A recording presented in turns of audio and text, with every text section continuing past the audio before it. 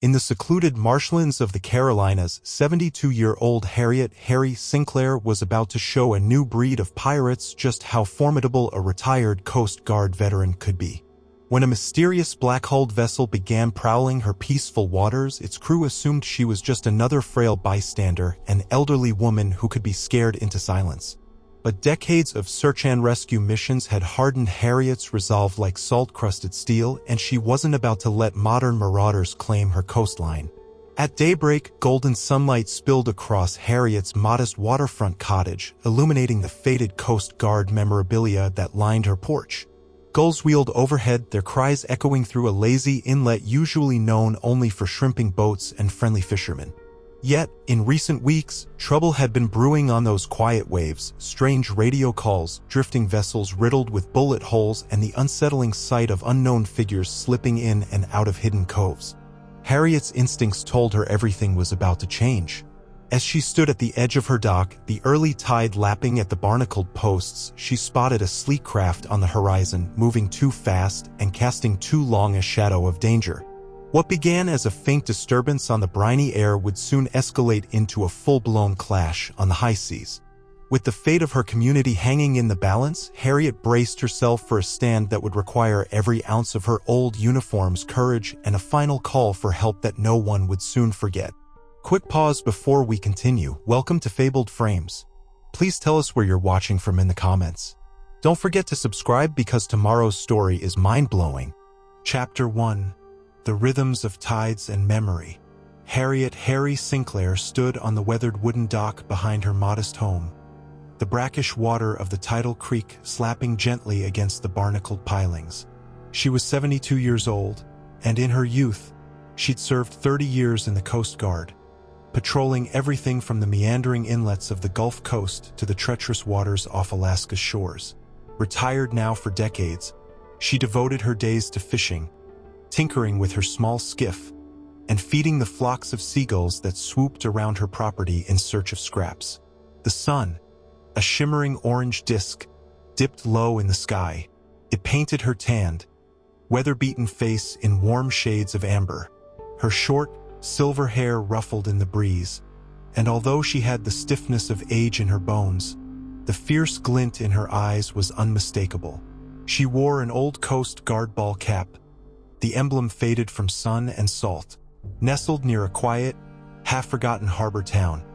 Her home stood at the fringes of a coastal community that thrived on shrimping, charter fishing, and the occasional tourist stopover. Residents rarely locked their doors. Folks knew each other's routines. If anyone around here had secrets, they kept them behind friendly smiles and polite waves. In the evenings, the smell of brine intermingled with wood smoke from backyard fire pits, a scent that reminded Harriet of countless nights on watch, the swirl of ocean air carrying both promise and peril. That evening felt ordinary enough, yet Harriet sensed a disturbance in the quiet. Her fisherman's instincts, sharpened across decades of watery vigilance, prickled. Looking out across the inlet, she squinted at a small shape speeding across the water. It was too far for details, but the lines of the craft suggested it wasn't a local. Locals piloted simple skiffs or modest shrimp trawlers. This was something else. Sleek, dark, prowling, and swift. Her cell phone, a clunky model she used reluctantly, vibrated in her back pocket. When she answered, the voice on the other end called out in its familiar drawl. It was Wyatt, the harbor master for Palmetto Moorings a few miles away. He was in his mid-50s, possessed a straggly beard, and had the amiable manner of someone who'd grown up by the water all his life. "Harry, you there? You see that boat across the inlet?" "I see a shape," Harriet said warily, still watching the craft's wake. "Not sure what it is." "Neither do we. Couple folks around here have reported seeing them come and go at odd hours. They're not from around town, but they've made themselves at home. They anchored near the channel marker last night without so much as a radio call to the harbor office." Harriet felt her teeth clench. Visiting boaters are common, but that's not the usual courtesy. "That's just it. Coast Guard called me.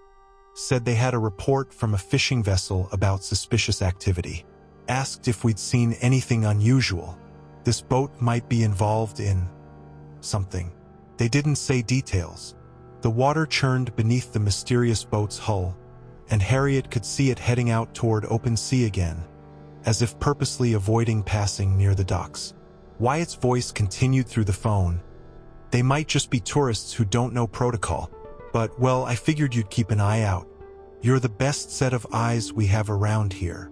Roger that, Harriet replied, slipping back into the crisp language of her service days.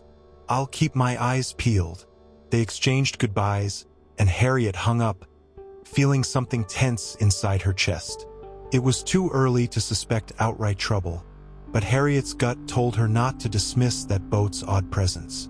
Modern piracy wasn't something she expected in these waters, at least not the type that wore the label pirate. Sure, there were smugglers, drug runners, or fish poachers, but men or women prowling the seas with open hostility in the 21st century. That was the stuff of sensational headlines from faraway places. Yet Harriet knew better than to ignore a quiet threat, especially here, along one of the older, less policed stretches of coastline. She'd seen it all during her career, small-time criminals with big-time bravado who tested the waters. She exhaled, cast one last glance across the darkening inlet, then headed up the dock, leaning on the carved walking stick she'd whittled from driftwood. Inside her cottage, she turned on a single overhead lamp, illuminating walls filled with nautical charts, old service medals, and photos from her days in the guard. Shadows danced on frames, capturing her younger self in uniform. Harriet saluting on the deck of a cutter, Harriet guiding a helicopter rescue harness, Harriet standing proudly with her crew, the ocean stretched behind them. A pang of nostalgia mixed with apprehension. She muttered to herself, "Don't go borrowing trouble, Harry." But that slender boat's shape remained burned in her memory, like a black arrow cutting across the waves. Outside, the tide receded, revealing the wet glimmer of oyster shells in the moonlight. Harriet locked her screen door, something she rarely bothered to do. She tried to settle in for the evening, but the feeling of unbidden unease kept her awake, perched in her armchair by the bay window, watching for headlights or boat lights that never appeared.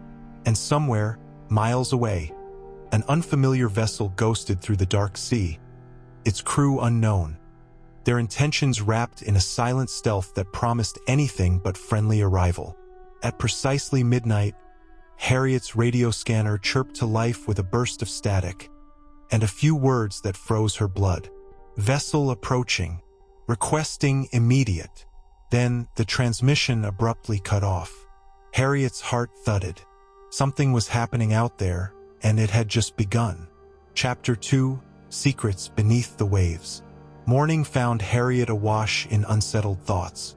She'd slept in fits, drifting off only to snap awake at every creak of the cottage. Now, silver skies and a warm breeze welcomed her as she stepped onto her porch with a thermos of coffee.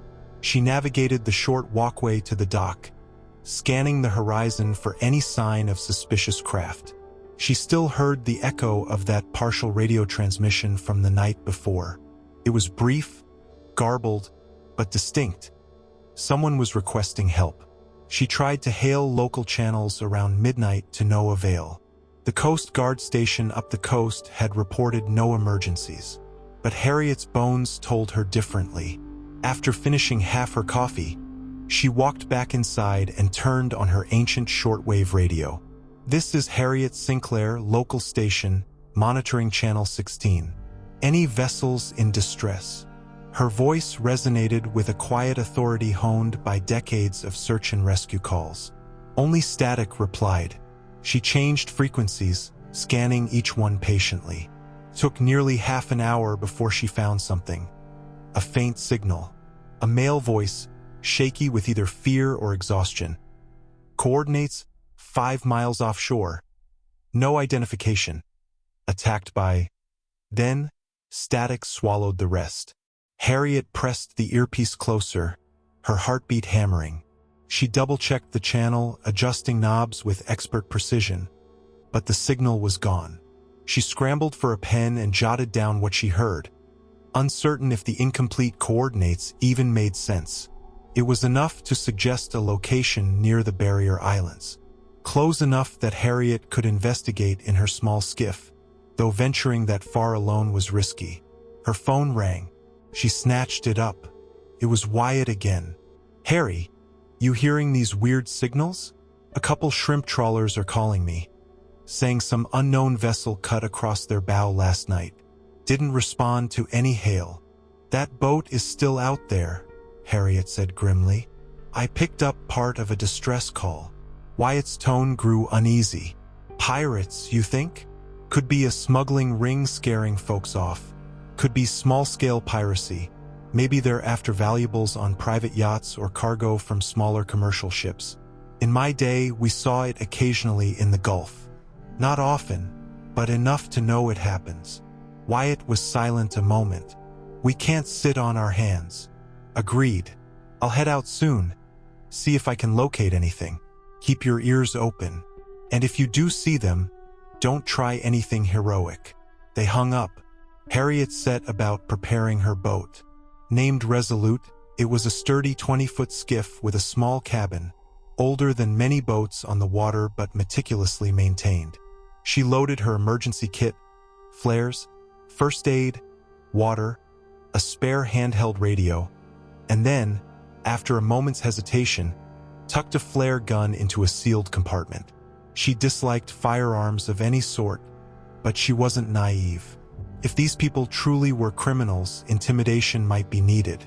By late morning, she eased the skiff into the channel, the engine rumbling steadily. The open water spread before her, gulls circling overhead. She navigated out of her creek, passing a few other small boats. She gave them a respectful wave. Some recognized her and tipped their caps. Harriet guided Resolute toward the rough coordinates gleaned from the radio broadcast, scanning the horizon with her binoculars. 3 miles out, she spotted a deserted trawler drifting. No sign of life on board. Its net rigging hung askew, and the vessel's radio antenna looked snapped. Carefully, Harriet pulled alongside, calling out, "Hello aboard! Anyone there?" The only answer was the lap of water against the hull. She tied up and hopped onto the trawler's deck. It was a mess of scattered gear, broken rods, open hatches. She found traces of a struggle, scuff marks, overturned buckets, fresh dents in the metal rails. Yet no people. The lifeboat was missing, as if someone had launched it hastily. Or maybe it had been stolen. In the pilot house, the radio was smashed. As Harriet reached for the throttle, she noticed bullet holes in the instrument panel. Her jaw tightened. Could be fishermen were attacked, or pirates forced them to abandon ship. She felt a flicker of anger. This wasn't some mindless act of vandalism. It was targeted. Harriet turned on her handheld radio. "Harriet Sinclair to Coast Guard Sector Charleston. Come in, please." 15 seconds passed. Then a tinny, official voice. "Sector Charleston here. Go ahead." She relayed the coordinates of the drifting trawler and its condition, requesting the Coast Guard dispatch a patrol. She also told them about the distress call from last night. The operator thanked her, assured a cutter would investigate soon, and told her to stay clear if she deemed it dangerous. But Harriet's heart burned with the old sense of duty. She didn't want to let these waters become a lawless stretch under the watch of criminals. She tugged the brim of her faded cap and jumped back into Resolute, untying from the battered trawler. Steering further offshore, the seas grew choppier, and the wind carried the faint tang of storms forming on the horizon. Harriet glimpsed a shape near the haze of salt spray, something moving fast, skimming across the waves. She lifted her binoculars. The same sleek, dark vessel that haunted her thoughts since yesterday. With a cautious hand, she throttled down, tailing it at a distance.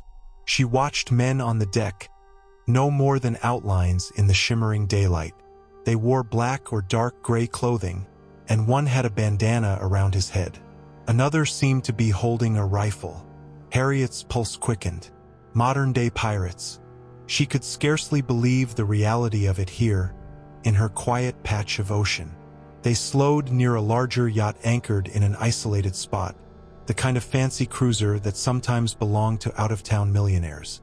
As Harriet's boat bobbed behind a low line of waves, she saw the men board the yacht, brandishing weapons. Moments later, the staccato of gunshots echoed across the water. Harriet ducked in alarm. She watched the armed men hurry off the yacht, carrying something, a locked chest or a strongbox, maybe valuables from below decks. Then, without ceremony, they fired more shots, presumably disabling the yacht's radio or engine, before roaring away across the waves. The silence that followed felt heavier than any anchor. Resolute rocked as Harriet stared in shock. She almost gave chase, but her senses told her it was too dangerous alone. The pirate's boat was faster and loaded with men who likely had automatic weapons. Harriet forced herself to remain still, her breath quick. She approached the wounded yacht when the hostile vessel sped beyond the horizon. When she climbed aboard, she found two passengers, a middle-aged couple, both trembling, neither seriously hurt. But from their pale faces and frantic sobs, Harriet knew they'd been terrorized. The man's arm was grazed by a bullet. She cleaned the wound quickly, reassuring them with a calm she'd perfected over years of rescue ops. "Don't worry," Harriet murmured, gently applying gauze. "We'll get you to safety." The woman clutched Harriet's arm. "They threatened to come back if we told anyone. They stole everything. My husband's watch, our IDs, everything." They gave her details. A group of 6 men armed with rifles, called themselves the New Storm on the Seas. They demanded money and valuables, cut the communications lines, then left them helpless. Harriet's jaw set in anger. She raised her handheld radio, contacting both local authorities and the Coast Guard again, requesting immediate help. They said a patrol boat was en route. She stayed with the couple until she spotted the faint silhouette of the Coast Guard cutter approaching. Helping them transfer aboard the cutter, Harriet gave a statement, leaving out none of the details. Then the question came from a young Coast Guard lieutenant. "Ma'am, I appreciate your assistance, but do you think it wise to keep investigating on your own? This is a serious criminal group, potentially violent." Harriet stood rigidly on the cutter's deck, wind stirring her short silver hair. "I'm no reckless vigilante, Lieutenant, but I know these waters better than most. I'll be cautious. If I see anything, I'll let you know." He nodded but looked worried. With a final salute, Harriet left the cutter and returned to Resolute. As she steered back home, waves thumped the hull in a steady beat. She'd seen enough to confirm. A pirate threat had arrived, modern men with modern weapons, terrorizing any vessel they pleased. And Harriet couldn't shake the feeling they had more on their agenda than petty theft. Back on land, Harriet walked the length of her dock, the setting sun turning the water to molten gold. She felt an ache behind her ribs, a suffocating tension. This was her coastline, her lifelong home, and now it was under siege. She told herself she'd do what was right, push back how she could. But how? Her phone buzzed. A text from Wyatt read, "They threatened me too. Harbor office. More to discuss in person." Harriet's eyes narrowed in apprehension. If the pirates were now intimidating the harbor master, they were making their presence known widely. Her mind spun, preparing for a confrontation that felt inevitable. As dusk deepened, Harriet's radio crackled again with a frantic shout. "They're boarding us. Anyone out there? Help!"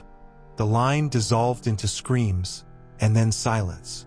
Harriet stared at the receiver in horror, dread crawling through every vein. Chapter 3, Portents in the Night.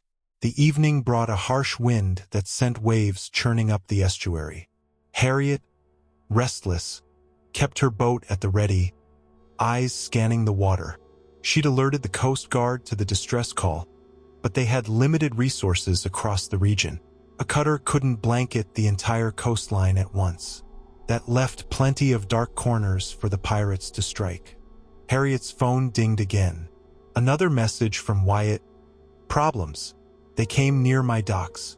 They threatened me if I let law enforcement know. Meeting with me tomorrow at sunrise. Need backup. Her chest tightened. Wyatt was a good man. Straight-laced, unafraid to do the right thing. But if confronted by armed criminals, how could he hold them off alone? Harriet typed back quickly, "I'll be there. Don't do anything risky." She double-checked the flare gun in her cabin and the few small weapons she kept in a locked box from her service days. Technically, she had an old Coast Guard issue sidearm, legally owned, stowed safely away. Harriet never thought she'd need it, but the times had changed alarmingly fast. As the hours rolled on, Harriet paced her small living room. The pictures on the wall seemed to stare back at her. Images from when she was young, capable of scaling a ship's ladder in stormy seas with no hesitation. Now her knees complained with every step. Yet there was no diminishing the determination in her spirit.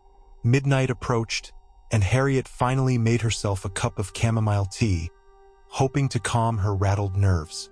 She sat by the window, moonlight streaming in. She was about to sip when headlights swept across her driveway. She froze. No one visited her at this hour. Her pulse thudded. She quietly slipped the small sidearm from her locked box, checking the safety. She'd never pointed it at another human being off duty, and she hoped she wouldn't have to start tonight. Then came a harsh knock at her door. She inched forward, heart pounding. "Harriet Sinclair," called a voice from outside, low, with an accent she couldn't immediately place. "We know you're in there. Open up, we just want to talk." She kept the gun hidden behind her back. "Who's we?" "Friends." The man's tone carried a sneer. "We've heard about your, Coast Guard experience. We'd like a word." Her instinct screamed. She reached to turn off her interior light. In the gloom, she could make out the shadow of two figures on her porch.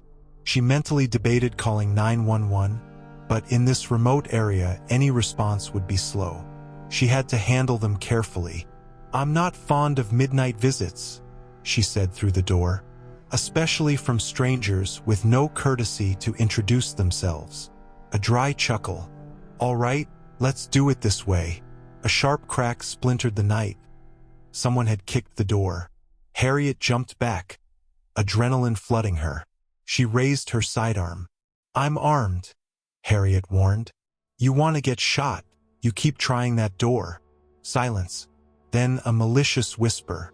"We'll leave you something to think about, old lady." A second later, glass shattered. A brick came flying through her window, whistling past Harriet's head before landing in her living room.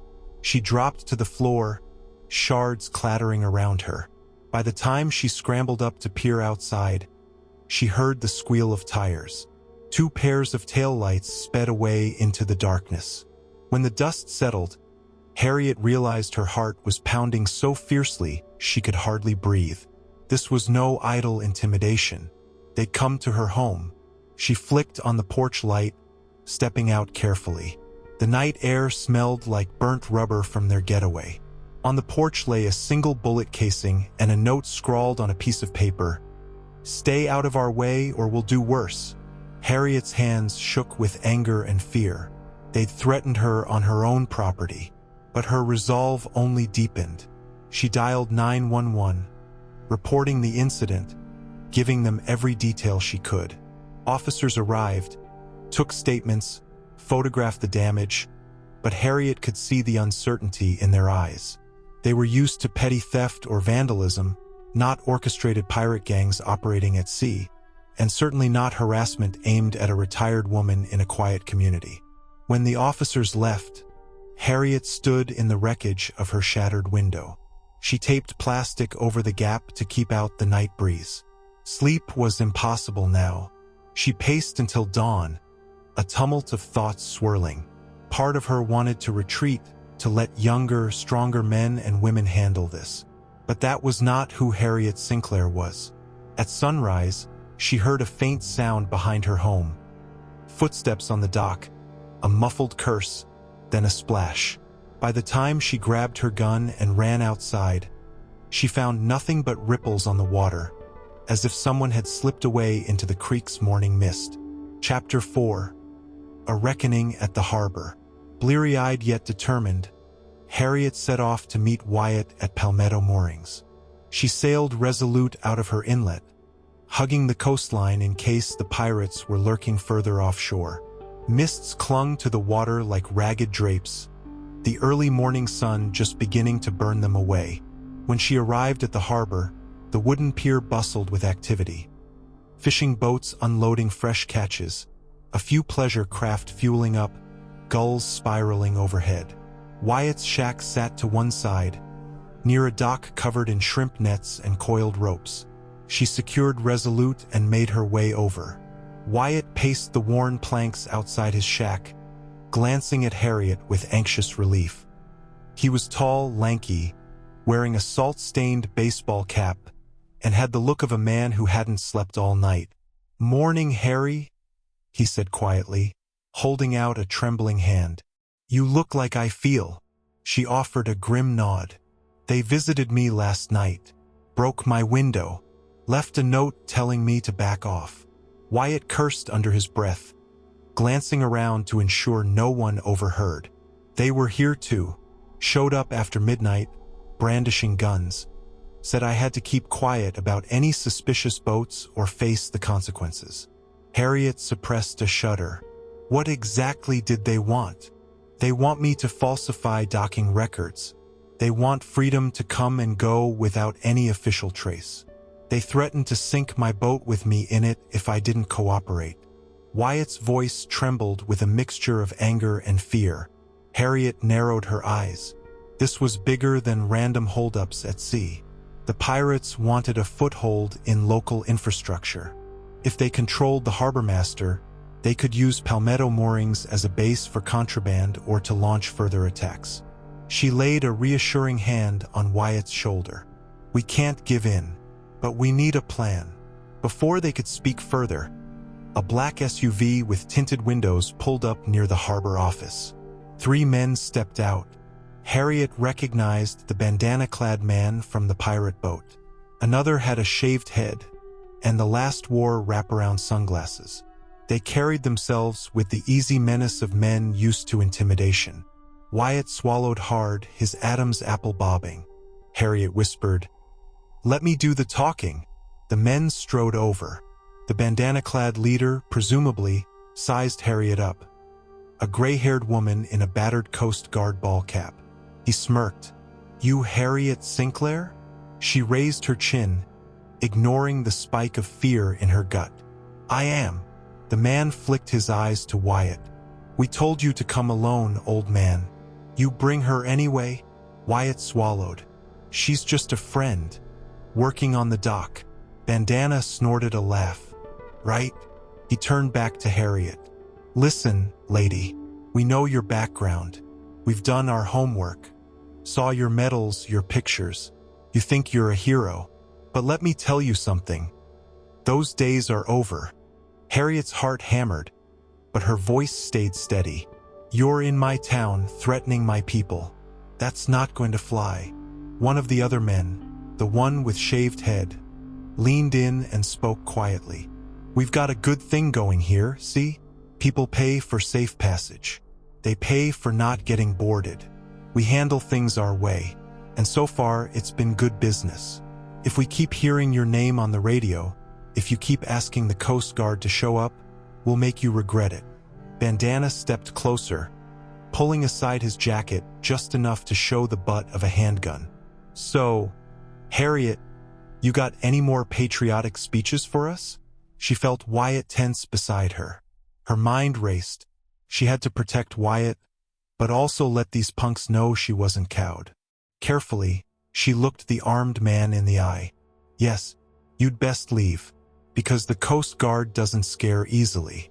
Neither do I." Tense beat. Bandana cocked his head, smirking. Then he spun on his heel, addressing Wyatt.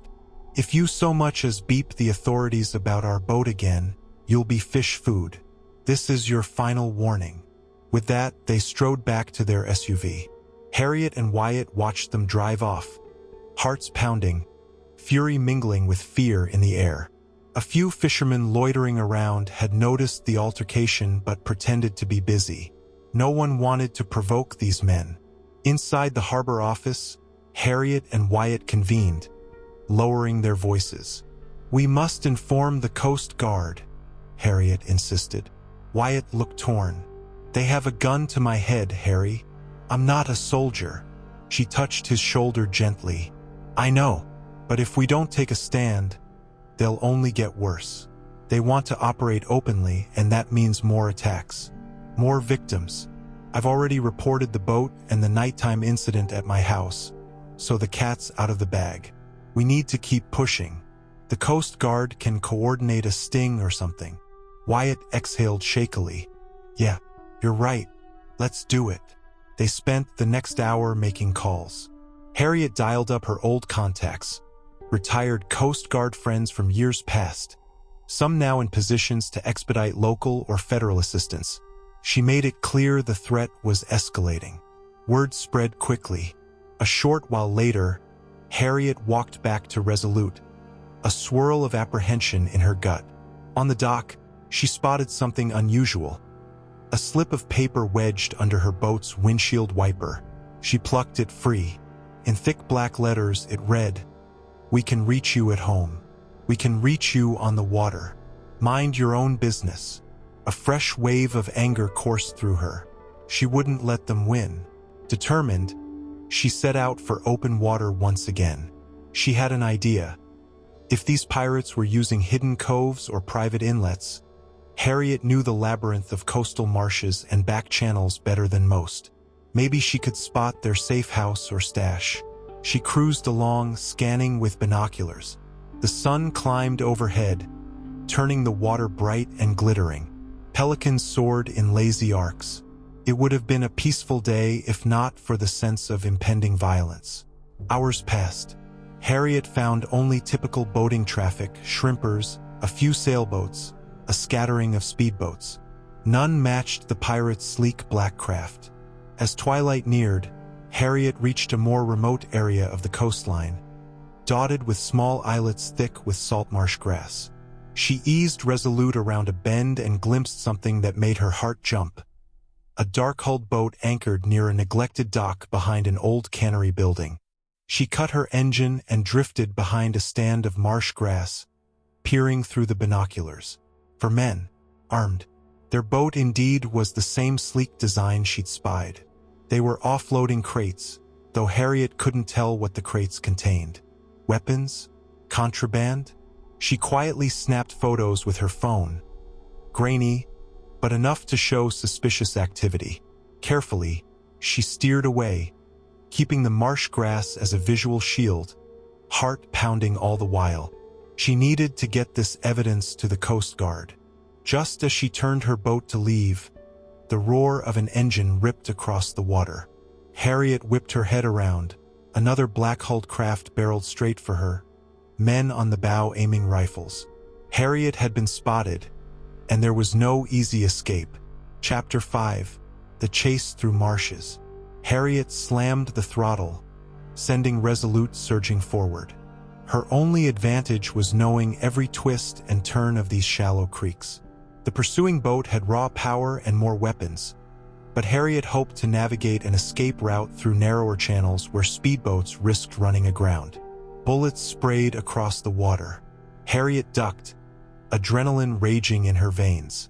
She zigzagged between sandbars and patches of oyster reefs. Resolute rocked violently, engine roaring as she coaxed every knot of speed from it. The second boat gained ground anyway, its twin outboards kicking up a furious wake. She scanned ahead for a gap in the marsh. If she took a wrong turn, she'd end up in a dead-end creek. The pirates fired again, the zing of rounds whistling overhead. Harriet pressed lower, hands gripping the wheel. She only needed to gain enough distance to lose them in the labyrinth. Another burst of gunfire. Harriet felt a jolt as a bullet ripped through the skiff's fiberglass hull near the stern. She cursed but kept steady. The channel curved to the right, leading to a narrower waterway known as Jenkins Cut. Locals rarely used it except on high tide. Harriet's mind whirled. Was it near high tide now? If so, she could just squeak through. The pirates, unfamiliar with the local tides, might run aground. She veered sharply right, water churning around the hull. The second boat followed, narrowly missing a submerged snag. Harriet glimpsed the masked fury on the pirates' faces. They had a clear shot, but Harriet wove left and right in a desperate dance. Another round punctured her windshield, spiderwebbing the glass.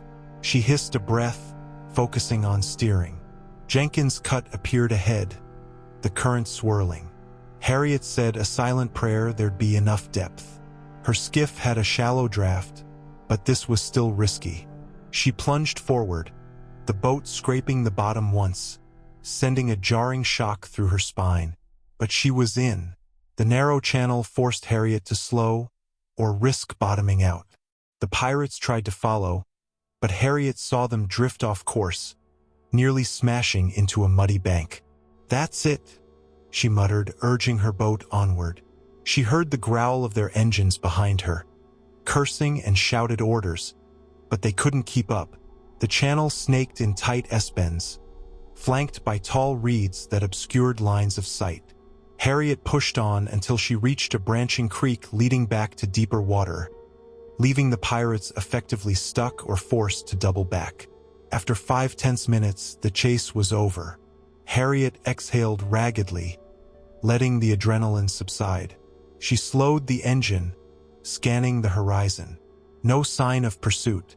She was safe for the moment, but her boat had taken a few hits. She limped resolute toward the nearest safe harbor, an old fisherman's wharf she knew would be deserted at this hour. She moored quietly and inspected the damage. Bullet holes in the stern, a shattered windshield, minor leaks. She patched them as best she could with the emergency repair kit. Enough to get her home, but she'd need serious repairs later. As darkness fell, Harriet felt her hands trembling from the close brush with death.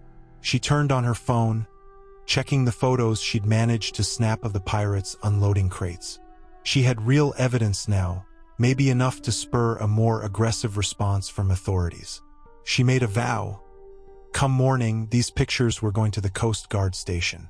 But the question loomed. Would the pirates strike again before official help arrived in force? Finally, Harriet steered resolute toward home under the cover of night. She navigated carefully, keeping lights low, her senses stretched taut. The wind carried the distant rumble of thunder, suggesting a storm was brewing offshore, a fitting mirror to the turmoil that had descended upon these once peaceful waters. She reached her dock near midnight, exhausted.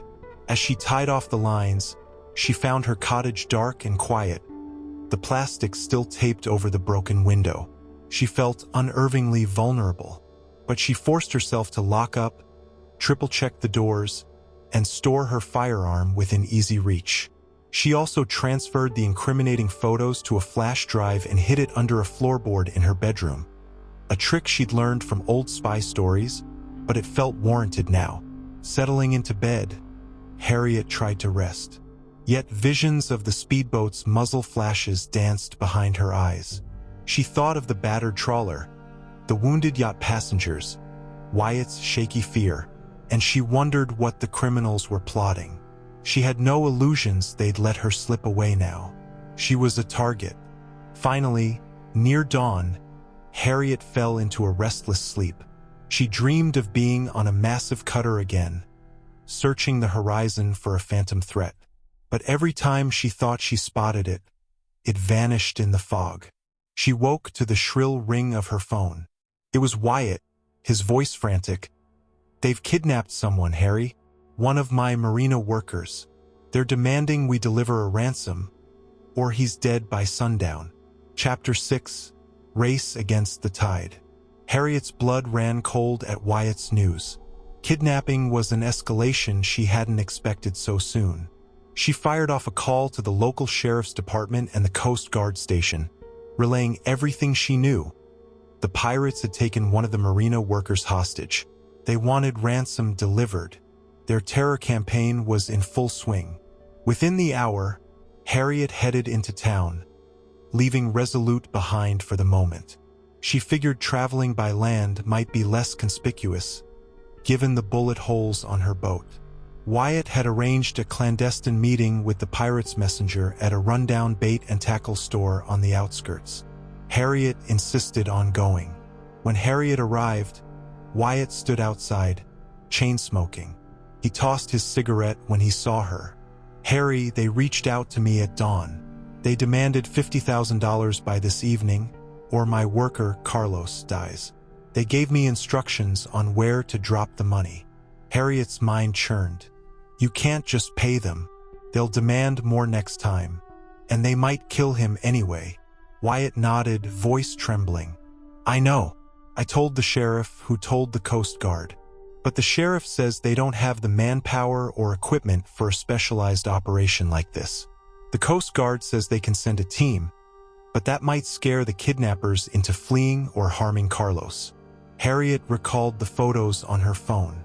"We have to corner them carefully. Maybe lure them into a location where the Coast Guard can intervene." She paused, then added, "In my day, we ran sting operations, but you need multiple angles, coordination. We can't do it alone." The old bait shop's interior smelled of stale minnows and brine. Inside, a short, broad-shouldered man in a dark jacket waited. His expression was grim. Harriet recognized him from the harbor. His name was Bill, a fisherman who'd once served in the Navy. Wyatt had brought him in as extra muscle. Bill muttered a greeting, gaze darting around. "I'm in. If we let these scum run unchecked, this place is done for." He tapped a small revolver under his jacket. Harriet nodded, grateful for any help, though she worried about amateurs in a high-stakes confrontation. Time was short. Harriet's phone pinged. A text from an unknown number read, "Coordinates. 6 p.m. bring the money. No cops." A set of GPS numbers followed, somewhere along the coast near an abandoned pier. Harriet frowned, cross-referencing the location in her mind. "That's near the old sugar mill ruins by the bay. Remote, easy water access." They formed a rough plan. Wyatt would show up with a duffel that looked like ransom money. Harriet and Bill would hide nearby, ready to radio the Coast Guard. They'd keep a low profile until they verified Carlos was alive. Then the Coast Guard's quick response team, waiting just offshore, would move in to apprehend the pirates. It was risky. Pirates might have lookouts or hidden vantage points, but it was the best shot with limited resources. Harriet called her old contact, Commander Penfield at Coast Guard Sector Charleston. He was a stickler for procedure, but Harriet's news of a kidnapping forced quick action. Penfield agreed to dispatch a small tactical squad on a fast patrol boat, instructing Harriet to keep them updated by radio. She gave him the location, time, and the partial plan. The afternoon passed in a blur of tension. Harriet double-checked the battered Resolute, though the bullet holes worried her. Meanwhile, Bill offered his own boat, a sturdy center console with a powerful engine. They'd use that to ferry in quietly if needed. Wyatt left to put together a decoy ransom, stacks of mock bills on top of real bundles, borrowing from the marina's emergency funds. Harriet quietly prayed no one would end up shot in the crossfire. As the sun dipped low, Harriet, Bill, and Wyatt converged at a small landing a mile from the designated drop point. The Coast Guard's patrol boat loitered beyond the horizon, staying out of sight. Harriet carried a handheld radio, set to a private frequency Commander Penfield had provided. The wind had picked up again, whipping around them in erratic gusts. Wyatt's face glistened with sweat as he hefted the duffel. "I'm not cut out for this, Harry." She squeezed his arm. "None of us wanted it, but here we are. You'll do fine. Just keep calm." Bill started his engine. The plan was simple. Bill would pilot them close to the pier. Wyatt would disembark with a ransom. Harriet would circle quietly, searching for vantage points or pirate sentries. She carried her old sidearm, though she hoped not to use it. The memory of gunfire across her bow was still too fresh. The rundown pier jutted into a sheltered cove, the rotting boards covered in barnacles. They arrived at 5:45 p.m. The sun's last rays cast golden streaks across the water, illuminating drifting seaweed. Harriet scanned the area with binoculars, spotting a lone figure standing on the pier, likely one of the pirates. Another shape crouched behind a collapsed shack. No sign of Carlos, but Harriet's gut told her he was somewhere nearby, hopefully still alive. With nerves jangling, Wyatt stepped onto the creaking pier. He walked slowly, holding the duffel in plain sight. Harriet stayed on Bill's boat, engine idling quietly. She radioed Commander Penfield, whispering, "We're in position. 2 hostiles visible on the pier, might be more." "Roger that," came Penfield's hushed reply. "Keep eyes on. We're half a mile out."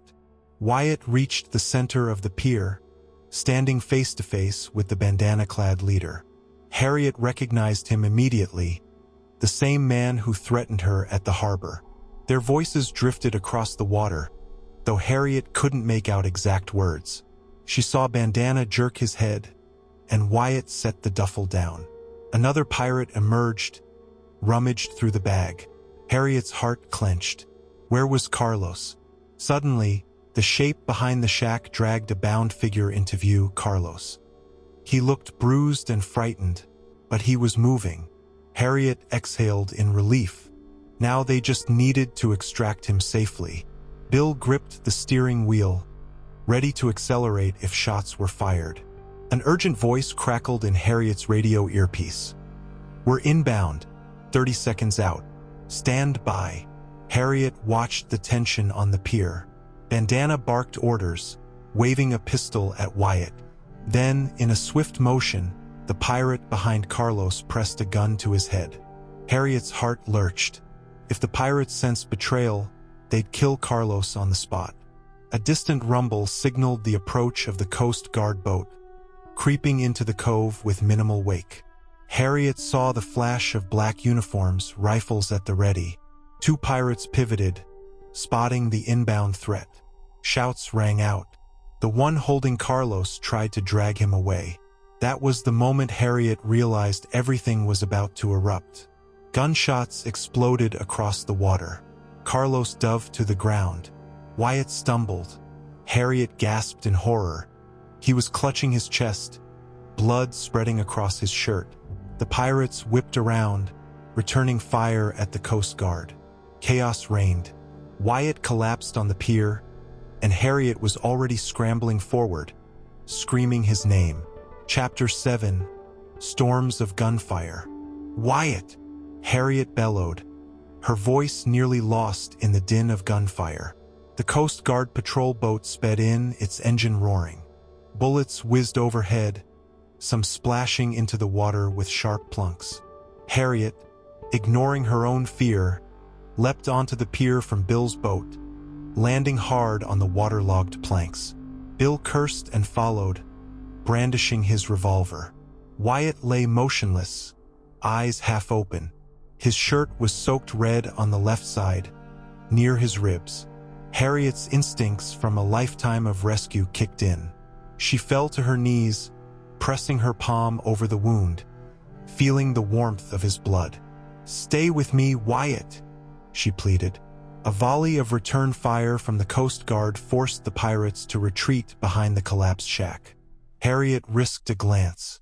She saw Carlos, hands still bound, crawling across the pier towards safety. She waved him over. "Carlos, keep your head down." Bandana and 2 other pirates unleashed another barrage. One Coast Guard officer took cover behind a piling. Harriet was pinned down next to Wyatt's body, heart pounding in her ears. Bill crouched behind some crates, trading shots with the pirates. Harriet shouted, "Cover me!" Then she grabbed Wyatt's collar, dragged him behind a section of splintered piling for partial shelter. Her radio crackled. Commander Penfield's voice, urgent. "We've got men ashore, but the suspects are heavily armed. Hang tight, backup is inbound." "Wyatt's hit," Harriet cried. "We need medical help now." Carlos finally reached them, face pale, wrists still tied. Harriet used her pocket knife to cut the rope, her hands slick with Wyatt's blood. Carlos was trembling violently. They said they'd kill me if we brought the cops," he stammered, eyes wild. Harriet nodded grimly, focusing on Wyatt. The bullet had likely punctured a lung. His breathing was ragged. She tore open a field dressing from her pocket, something she always carried out of habit, and pressed it against the wound. "Stay with me, Wyatt," she whispered, tears burning in her eyes. Gunfire raged around them. Bill's revolver clicked empty. He cursed, fumbling to reload. A Coast Guard petty officer advanced from the boat, providing covering fire with an M4 rifle. Shots ricocheted off the pier's metal supports. Harriet braced Wyatt's head on her lap, uncertain if he was even conscious. Then, from the shadows near the shack, another pirate emerged, brandishing a shotgun. He fired at the Coast Guard petty officer, who dove behind crates. Harriet's heart hammered. This new angle threatened to pin them down. She locked eyes with Bill, who had just reloaded. Bill nodded, creeping along behind a wooden post. With one careful shot, Bill sent the shotgun-wielding pirate sprawling, the weapon clattering from his grip. Harriet exhaled relief, but the fight was still raging. Moments later, more sirens reached Harriet's ears. Local police boats, possibly. The pirates, cornered, fired with desperate abandon. Bandana cursed and motioned for one of his men to retreat to a smaller secondary boat Harriet hadn't noticed before, hidden behind debris. Harriet realized they intended to flee by water. She heard the roar of an outboard engine sputtering to life. Commander Penfield's voice barked over Harriet's radio. "We're moving in with intercept." Harriet could see the Coast Guard boat pivot, racing to block the cove's mouth. A second later, the pirate craft screeched in reverse, nearly ramming the decaying pier, forced to change course. Bill fired again, forcing them to duck. The standstill crackled with tension. Suddenly, Harriet looked down at Wyatt. His eyes fluttered, and he coughed, blood on his lips. "Harry," he managed in a rasping whisper. "Don't talk, Wyatt," she said, pressing the dressing harder. "Help's coming." He nodded weakly, eyes clouded with pain. Harriet refused to let him slip away. She signaled Carlos. "Find the Coast Guard medic, hurry." Carlos sprinted along the pier, weaving past bullet-riddled boards. Meanwhile, the pirates had begun a desperate push to break out. Their black-hulled boat roared away from the pier, heading for open water. The Coast Guard patrol boat gave chase. Harriet could just hear the thrum of engines and sporadic gunshots. She prayed the pirates wouldn't outrun them. Back on the pier, Harriet hollered to Bill, "We need to get Wyatt out of here. Can you help me carry him?" Bill nodded. Together, they lifted Wyatt, inching along the battered pier. Every step made Wyatt groan in pain. Harriet's heart clenched. She cursed the pirates for this senseless violence. Police and Coast Guard personnel rushed in from the shore, weapons drawn, searching the area for remaining threats. At last, a medic reached them. Harriet relinquished Wyatt to the medic's care, stepping aside to let them work. She fought back tears, exhaustion nearly buckling her knees. Bill stood next to her, sweat streaming down his face, the revolver's barrel still smoking. "Did we get them all?" he asked hoarsely. Harriet could only shake her head. "Not sure. Bandana and at least one more took off in that boat." Sirens blared from the water's edge. Harriet saw strobing blue lights. Another wave of officers arrived. The medic signaled for a stretcher. Wyatt's eyes fluttered again, but he gripped Harriet's wrist feebly, as if trying to convey some final message. Harriet bent close. "Hang on," she whispered. "Just hang on." He nodded once, then closed his eyes. Moments later, they were loading Wyatt onto a waiting ambulance on shore. Harriet wanted to stay by his side, but the paramedics ushered her away. They needed space to work. Harriet stood there on the muddy bank, dazed, watching them drive off in a swirl of red lights. Commander Penfield approached, removing his helmet, sweat glistening on his brow. "We've got the area secured. At least 3 pirates are in custody, wounded or pinned down. But the boat with their leader got away. Our patrol is still chasing them. Don't worry. We'll do our damnedest to track them down." Harriet's shoulders slumped, relief and frustration warring inside her. "Thanks, Commander. I appreciate it." She nodded at Bill, who was being checked out by a medic. Carlos was trembling in shock, but physically unharmed. The sun had dipped below the horizon, a smoldering orange glow left behind. Harriet glanced out at the water. The sea was an endless expanse of secrets. Part of her feared the pirates would vanish into the night, re-emerge when no one was watching. Commander Penfield seemed to sense her dark thoughts. He gently put a hand on her shoulder. "We'll keep a blockade along the major inlets. We'll comb the coastline until we find them." "Bandana is cunning," Harriet murmured. "Don't underestimate him." The commander nodded. "Duly noted. You did good work out here. I'm sorry about your friend." Harriet looked away, trying to steady her voice. "Just save him. That's all that matters." Her phone vibrated. She pulled it out, dreading another threat. Instead, it was a text from an unknown number. A single photo of Harriet's cottage from the outside, taken at dusk. A terrifying message followed. "I can still find you anytime I want." Chapter 8. Gathering Storm. Harriet felt the chill seep into her bones as she stared at the photo on her phone. The image of her home, swathed in twilight, was meant as a clear warning. Bandana might have fled, but he wasn't done.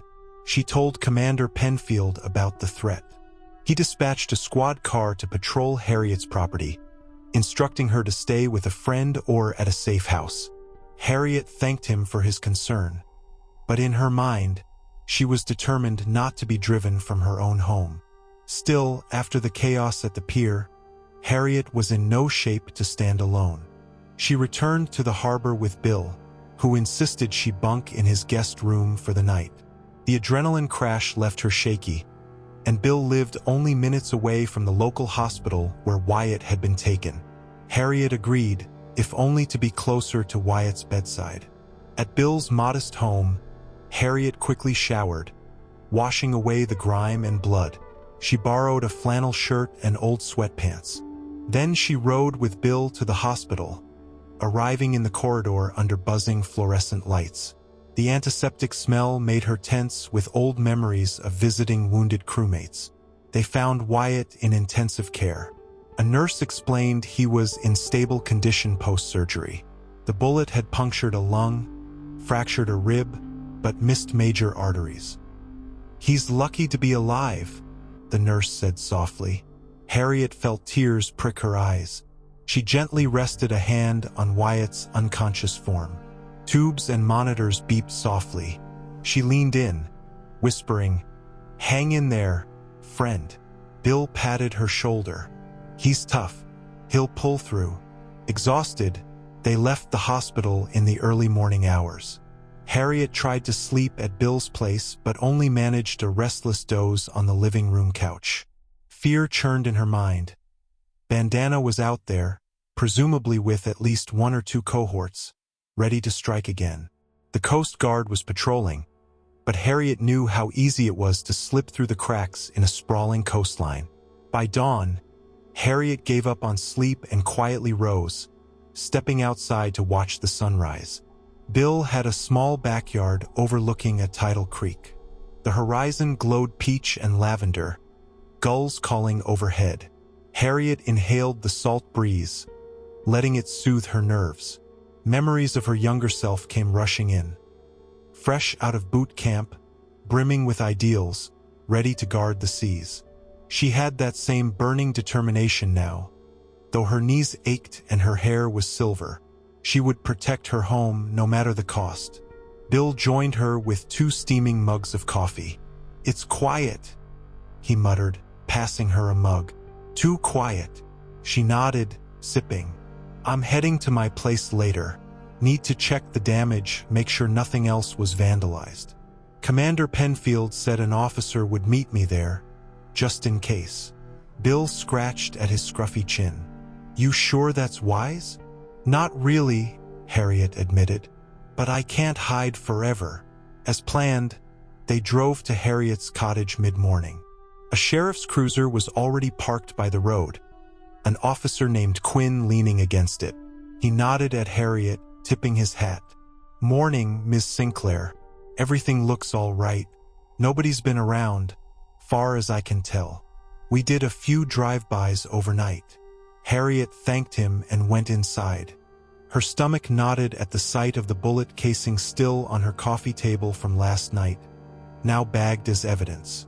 Glass shards from the broken window had been swept aside, but the hole in the wall remained.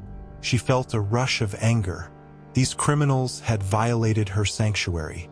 She forced herself to breathe, turned to Quinn. "Thanks for keeping watch." "Of course," he said. "We'll keep patrolling. If you see anything off, call us." Then he nodded to Bill and headed out. Alone with Bill, Harriet gazed around the small living room. The pockmarks from the brick-throwing incident remained, a stark reminder that the pirates had been here.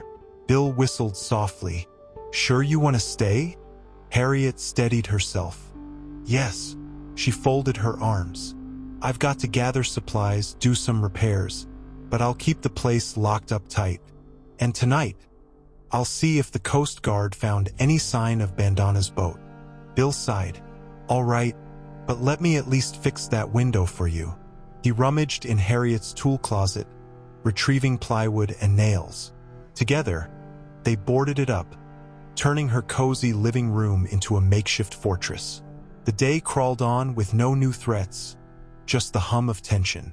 Harriet contacted Commander Penfield again, who reported that the patrol vessel lost the pirates' boat in the winding marshes overnight. They suspected the criminals might have a hideout somewhere else along the coast, maybe a deserted fish camp or remote cove. The partial success of the operation at the pier still left Harriet unsatisfied. She'd wanted closure, an end to the threat, for good. Near dusk, Harriet took a walk by her dock. The water was calm, the reflection of drifting clouds rippling gently. The final glimmers of sunlight caught on her battered skiff, Resolute, which she had towed home earlier. Inspecting the bullet holes again, Harriet wondered if she'd ever fully patched the boat, or herself. She heard footsteps behind her. Bill approached, looking grave. "Harry, I just got a text from one of the fishermen who works with me sometimes. He spotted a suspicious boat near the old Coast Guard watchtower, about 10 miles south. He says it matches the description. A black hull, men with guns on board." Harriet's pulse kicked. The watchtower was a relic from decades past, perched on pilings out in shallow water. Abandoned for years, it might serve as a hideout. Harriet looked at Bill.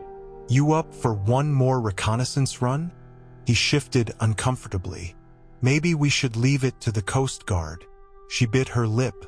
"We can call them, yes, but by the time a patrol boat arrives, the pirates might slip away again. If we can at least confirm they're there, spot how many men, we can direct the Coast Guard more precisely. No confrontation, just stealth." Bill exhaled, nodding reluctantly. "All right, but let's be smart." They hastily packed Harriet's skiff, ensuring the engine was patched up enough for short-range travel. Harriet double-checked the flare gun and sidearm, though she prayed she wouldn't need them. She left a message for Commander Penfield, explaining their tip. Then she and Bill set off under the cover of dusk, weaving through the labyrinth of inlets toward the rusted watchtower. As the moon rose, Harriet throttled down. She cut the engine a quarter-mile out, letting Resolute drift silently.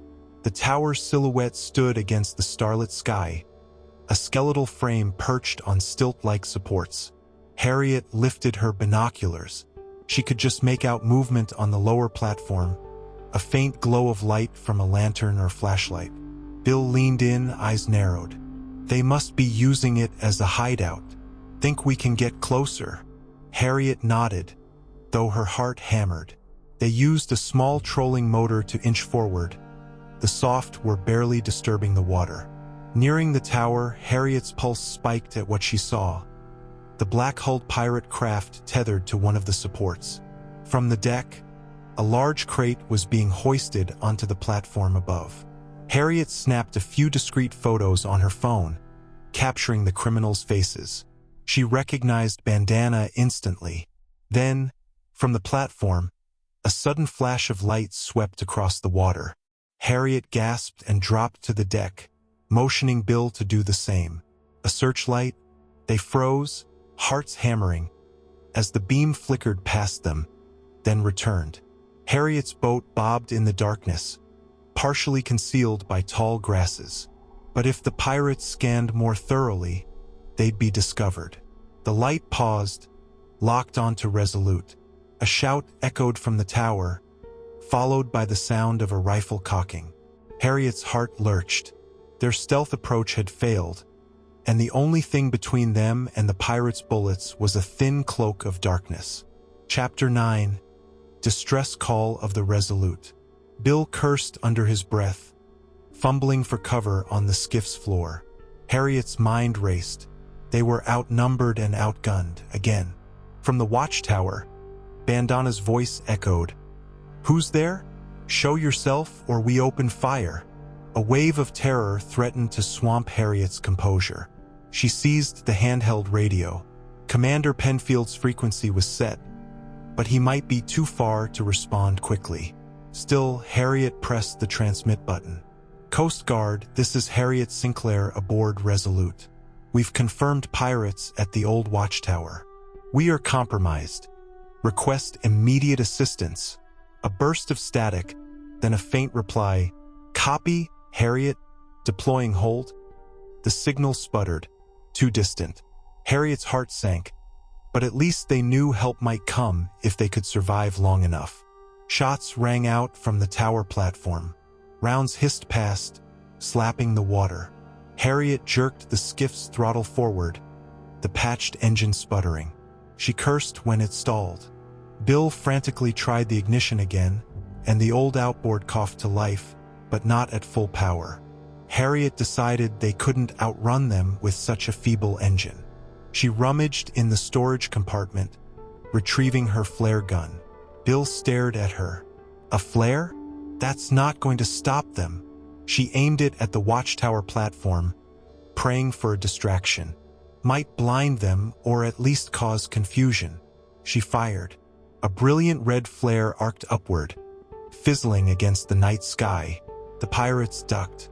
A second later, Harriet launched another flare straight into the tower's side. Sparks flew, momentarily dazzling the men above. "Go!" Harriet yelled. Bill slammed the throttle, the battered outboard coughing its way forward. Gunfire erupted, some bullets whizzing overhead, others pinging off the metal rails of the watchtower. The skiff lurched forward, leaving swirling foam in its wake. Harriet and Bill pressed themselves flat to minimize exposure.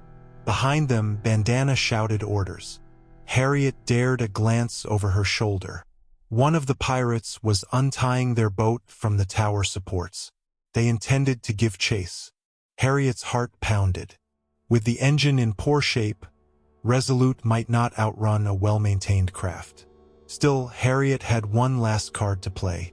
She fumbled in her bag for a small device resembling a personal locator beacon. It transmitted a digital distress signal on a general maritime frequency, an old piece of gear Harriet had kept after retirement, though it was more advanced than a typical APERB.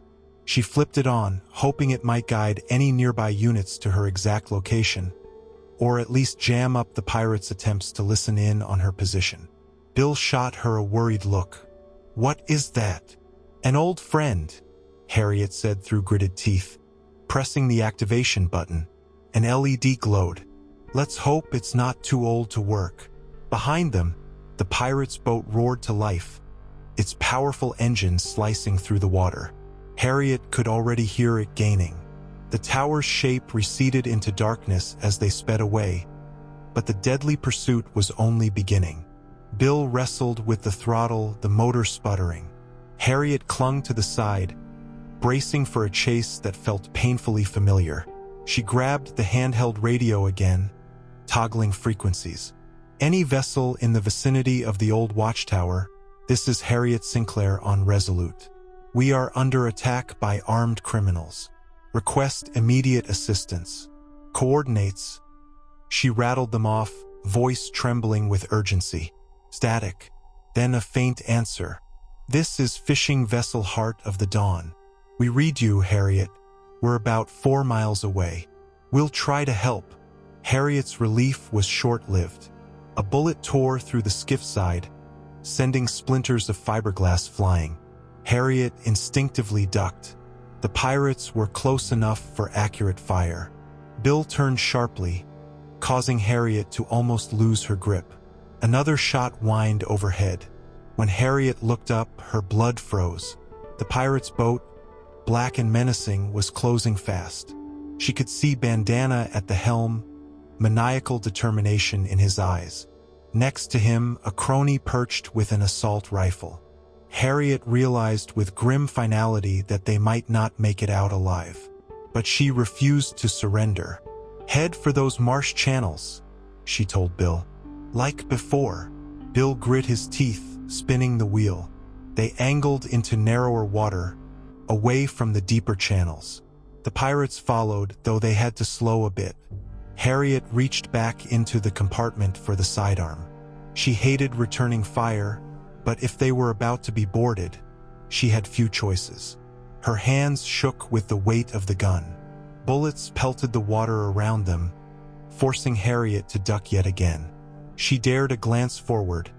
Night had truly settled in, and the moonlight was their only illumination, aside from the muzzle flashes. Harriet prayed the shallows might hinder the pirate boat. Unfortunately, the tide was high, offering enough clearance for them, too. Then, over the screech of the chase, Harriet heard a new sound, the drone of an approaching helicopter. She looked up, heart leaping. A Coast Guard MH-65 Dolphin, searchlight sweeping across the water. Reinforcements had arrived, drawn by Harriet's distress signal. A powerful spotlight stabbed through the darkness, illuminating the pirates' craft. She saw them reel back, momentarily dazzled. Commander Penfield's voice boomed over a loudspeaker, echoing across the marsh. This is the U.S. Coast Guard. Shut down your engines and surrender immediately. Bandana and his men hesitated. Harriet could almost see him weigh the odds. Then the pirate boat veered right, the driver gunning the engine in a desperate attempt to escape.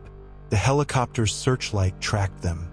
Another shot was fired from the pirate boat, but Harriet couldn't tell if it was aimed at them or the chopper.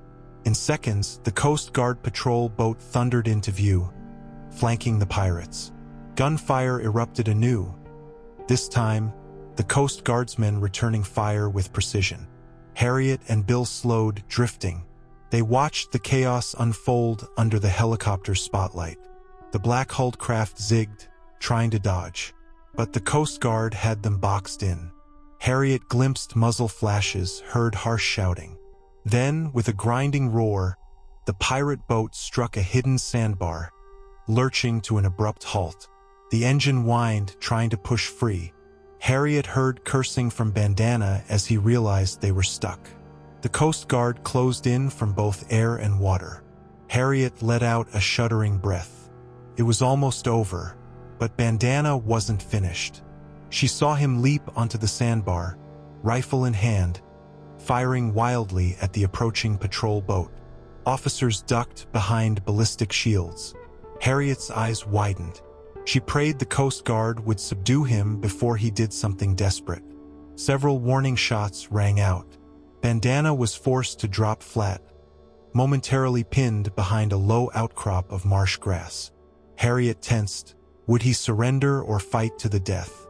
A final barrage from the Coast Guard hammered the remains of his cover. The shout from the loudspeaker, "Drop your weapon!" Harriet glimpsed Bandana's silhouette in the bright beam, arms raised. At last, the rifle clattered to the sand. The pirates' brazen run on these waters was done. Harriet exhaled in relief, only to have the realization slam her. A smaller figure sprinted away from the boat's far side, vanishing into the darkness of the marsh. Not all of them were accounted for. Was there one pirate still on the loose, or was that a figment of her exhausted imagination? The helicopter panned its light, but the figure was gone. Chapter 10. The Final Distress Call. Dawn broke pale and uncertain over the marshland.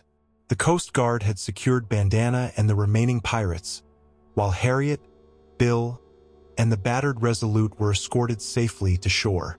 Commander Penfield confirmed that at least one suspect had slipped away in the chaos. They launched a search, but tracking a single fugitive through the endless wetlands was daunting. Nevertheless, Harriet felt the weight of relief that the core threat was neutralized. Wyatt was recovering, Carlos was safe, and many of the pirates were in custody. She spent the morning answering questions for local police and Coast Guard investigators.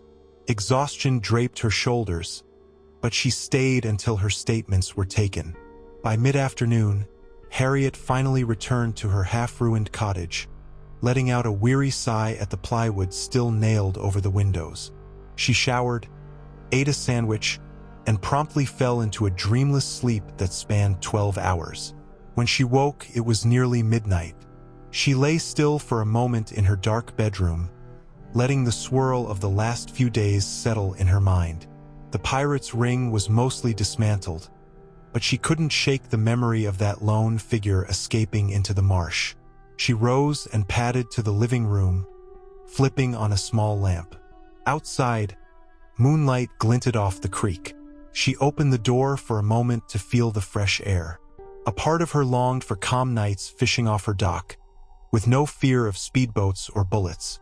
A phone call startled her. Harriet rushed to answer, expecting Wyatt's nurse or maybe Bill.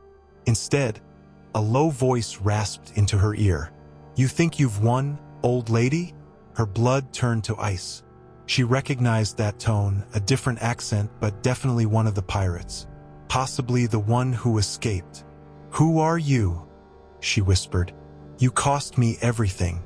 I'm not gonna rot in a cell like my boss, but I'll make sure you pay before I skip town. Maybe I'll burn your shack to the ground. Maybe I'll drag you out to sea. I haven't decided." The line went dead. Harriet's hand shook. She sank into a chair, adrenaline spiking anew. She had no illusions. This was a real threat. Most of the pirates were in jail, but at least one dangerous criminal was free, seeking revenge. Harriet reached for her phone again, dialing 911, informing them of the threat and the phone call. She requested immediate protection. The dispatcher promised to send a unit. Less than 20 minutes later, she saw the flashing lights of a sheriff's cruiser out front. 2 officers knocked, assuring her they'd keep an eye out all night. Harriet thanked them, but dread still curled in her stomach. She double-checked the locks and curtains, lying awake until dawn with a sidearm on the table by her bed. Days passed. Wyatt's condition improved steadily. Harriet visited him often, heart swelling with relief each time she saw him grow stronger. The local community began to exhale, returning to everyday life. Fishing boats resumed their rhythms, tourists wandered the small-town shops, and the battered yacht owners tried to salvage what was left of their stolen goods. But Harriet lived in constant awareness that the final pirate was out there, unseen. The phone call haunted her. She kept in contact with the Coast Guard and local authorities, who found no trace of him. Bandana refused to cooperate with interrogations, apparently loyal to his missing crewmen. 1 week later, Harriet was out on her dock at twilight, sipping tea and gazing at the gentle ripple of the incoming tide. A sheriff's car did a slow roll past her property. Turning around at the end of the dirt road, Harriet gave a small wave of thanks. She stared at the horizon, mind drifting. She wondered if the threat was gone, if maybe the pirate had fled to another state or country. A part of her tried to believe it was over. That was when she noticed a faint flicker of movement in the tree line. Her heart hammered, the shape of a man creeping near her shed. She slowly set her mug down, reaching for her phone. But she realized with horror the phone was inside, charging on the kitchen counter. And the deputies had just left. She froze, mind racing. If it was him, the escaped pirate, he might be armed. Harriet, goosebumps rising along her arms, inched backward along the dock. The figure moved again, slow and deliberate, drawing closer to the cottage. Harriet knew she had to act. The man was between her and the house. If she tried to run inside, she risked encountering him in the dark. Final distress call. A memory struck her. The old shortwave radio in her boathouse, able to broadcast an emergency channel. She pivoted, stepping as quietly as possible down the dock's edge. The boathouse door was locked, but Harriet had the key in her pocket.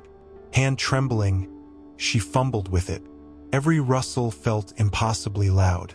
A twig snapped behind her. Harriet froze. She heard the crunch of footsteps on gravel. Her mouth went dry. She managed to get the door open, slipping inside. She locked it behind her. Her heart hammered in her throat. Could the flimsy wooden structure keep him out? Probably not for long. She had to send a distress call, the final one. Her voice trembled as she turned on the vintage transceiver. She found the hailing frequency, pressed transmit, and spoke. "This is Harriet Sinclair at Maple Key Creek, requesting immediate assistance. An intruder is on my property, possibly armed. Repeat, immediate assistance needed. Over." Static. Then, a faint voice. "Copy, Harriet. This is Deputy Wallace, we're in the area. Hang tight." Harriet's breath caught in relief. Suddenly, a loud bang rattled the boathouse door. "I told you, old lady," a muffled voice growled from outside. Harriet clutched the microphone. She recognized the accent from the phone call. She glanced around for anything to defend herself with. She found her old boat gaff, the hook still sharp. She raised it in trembling hands. Another slam, splintering wood. The door gave way, revealing a wiry man with wild eyes, a pistol in his right hand. He sneered when he saw Harriet. "Finally got you alone," he hissed, stepping inside. "No cops to hide behind now, and I see you like old radios. Too bad it won't save you." The crack of a gunshot made Harriet scream. The intruder's shot went wide, burying itself in a shelf of tools. Harriet swung the gaff with all her might, hooking the pistol's barrel. He cursed, staggering backward. They wrestled, Harriet's knees threatening to buckle from fear and exertion. The man tried to level his pistol again, but Harriet jerked the gaff, yanking it out of his grip. The weapon clattered to the floor. Snarling, he charged Harriet. She stumbled, crashing into the radio table. Her back flared with pain. The pirate pinned her wrists, forcing her arms down. Harriet felt the breath driven from her lungs. Suddenly, red and blue lights flashed through the boathouse windows. Doors slammed, and voices shouted outside. "Sheriff's Department! Freeze!" The intruder whipped his head around. Harriet seized the moment to wrench free, driving her knee up. He howled, staggering backward. Two deputies burst into the boathouse, guns drawn. The pirate lunged for his pistol on the floor, but Harriet kicked it away. With practiced efficiency, the deputies tackled him, pressing him face first into the deck. Cuffs clicked around his wrists. Harriet stood trembling, tears filling her eyes. She sank against the wall, letting relief flood her system. It was over, truly over. The final pirate was in custody. In the aftermath, Harriet gave a statement, wincing at the bruises forming on her arms. Deputy Wallace told her. "Your call came in just in time, Miss Sinclair. Glad we were close by." She simply nodded, heart still racing. Turning, she looked at the battered shortwave radio. It was almost funny in a grim way.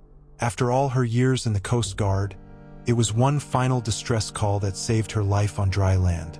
Days later, Harriet stood on her dock again, the sky a flawless cobalt. The bullet holes in Resolute were patched. Wyatt was out of the hospital, healing and grateful to be alive. Bandana and his entire crew faced federal charges for piracy, kidnapping, and attempted murder. The community breathed easier. Harriet tossed some breadcrumbs into the water, feeding the gulls. She let the sea breeze wash over her, every sense attuned to the peaceful hush. In her heart, she felt no regrets for having stood firm. She smiled faintly, an old woman she might be, but her spirit was still that of a Coast Guard vet ready to defend her shores. Nothing would be quite the same again, the scars would remain. But Harriet knew that in the quiet lull of the tide, sometimes the greatest valor was simply refusing to bend in the face of terror. She had stood up to modern-day pirates, and by calling for help one last time, she had seen justice done.